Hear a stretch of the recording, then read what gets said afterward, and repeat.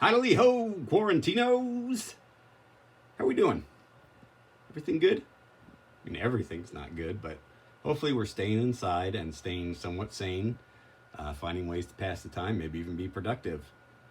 I hope all of us are finding something to do in this time. And, if you're having trouble, reach out. Reach out to a friend, reach out to a loved one, reach out to me. We'll get through this. We'll figure this out. This won't be too bad. As long as we're smart about it, guys. One way that will help you just keep your spirits way up is just to dive full bore into the Star Wars universe, which is what we're going to do here today. I'm a lifelong Star Wars fan, really enjoyed the movies growing up. When I was in about middle school, I got super into the expanded universe of books and games and comics. And of course, they released the prequel trilogy, which we don't need to talk too much about that. I like it. I like it okay now. I like it okay now. The prequel trilogy. It's got a special place. And we've seen more movies more recently. Something that happened after the prequel trilogy was released.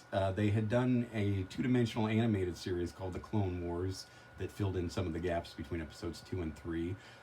And then after episode 3 came out, they released a 3D animated Clone Wars movie taking place in that same gap between the two films. That in turn was spun off into a 3D animated series.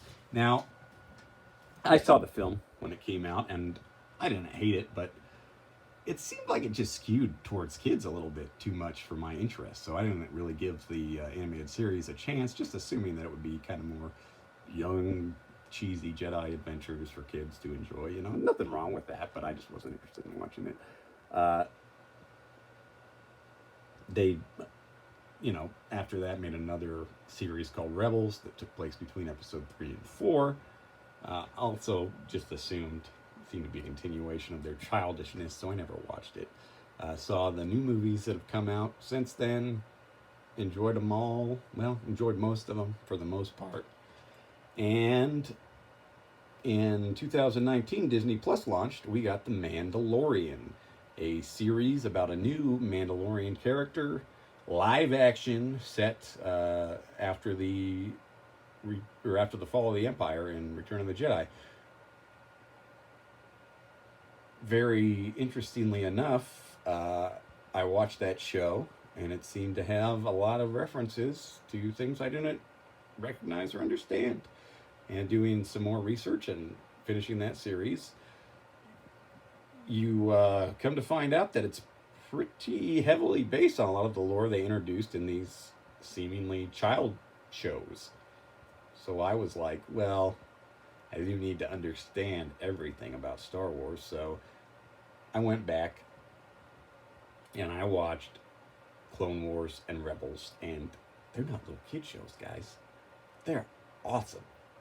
They are like super cool. Little kids can watch them. They're not like super violent or anything, but they have some violence. They have some adult themes, and it's just Star Wars, but it's animated, and it's really cool. Introduce some really cool new characters and a lot of awesome new lore. And in fact, they even incorporated some of that past expanded universe lore that I was so fond of as a kid.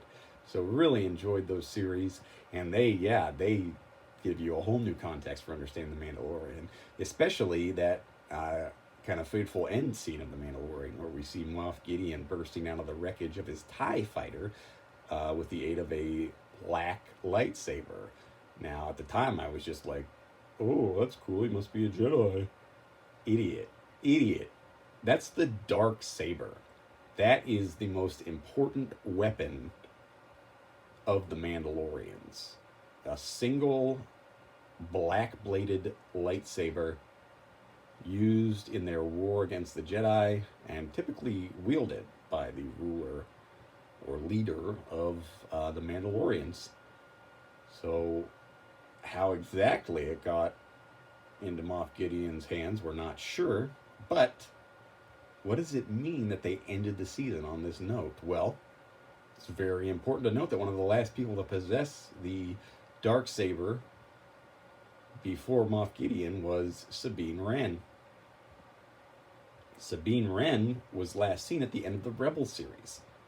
It was the same time period that The Mandalorian is set in, and she and Jedi Padawan Ahsoka Tano left what would become the New Republic after the Battle of Endor to seek the lost would-be Jedi Ezra Bridger. Now the wheels in my head are turning at this point. I rewatched The Mandalorian after having the additional context of the animated series, and it dawns on me that this Mandalorian show is really just set up to morph into a live-action season of Rebels, the continuing adventures of the Rebels. Now, why didn't they do that right off the bat? Well, it's simple, you know. Mandalorian was a flagship title for Disney Plus.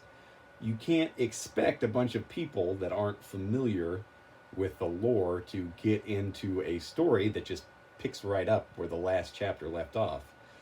So they started out making it look like it's a totally new story, and they add in Baby Yoda, which gets all of us hooked. At this point, we really don't care what the plot of season 2 is, as long as Baby Yoda's there. That's all we care about. Genius. Genius, guys. I can't say that enough, because now they're free to do whatever they want in season 2 plot-wise, and what they want to do is make season 5 of Rebels, and I fully support that. A day after I formulated this obviously true hypothesis, they announce online Ahsoka Tano has just been cast for season 2 of The Mandalorian. We're going to see live action Ahsoka. It's played by Rosario Dawson, which is awesome. Awesome casting. And obviously, if Ahsoka's there, we're going to see Sabine. And if they're using a big name star like Rosario Dawson, with her existing ties to Disney, it's not going to be a one and done. She's going to be a central character here, guys. And that means Sabine's going to be a central character. And that means that Ezra Bridger is going to be a central character. We're going to find Ezra Bridger. And there's a good chance that he is going to be the only one that can stand up to Moff Gideon, with a little help from his buddies, Sabine, Ahsoka, maybe even Mando and Baby Yoda will get down on this. We'll see. But I'm stoked, guys. I am super stoked. Obviously, we're going to get to see live action Ezra and Sabine in addition to Ahsoka.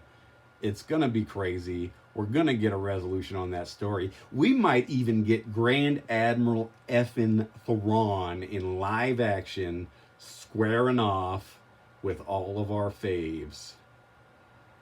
Oh, if this doesn't help you get through the quarantine, I don't know what will. I love you guys. May the Force be with you.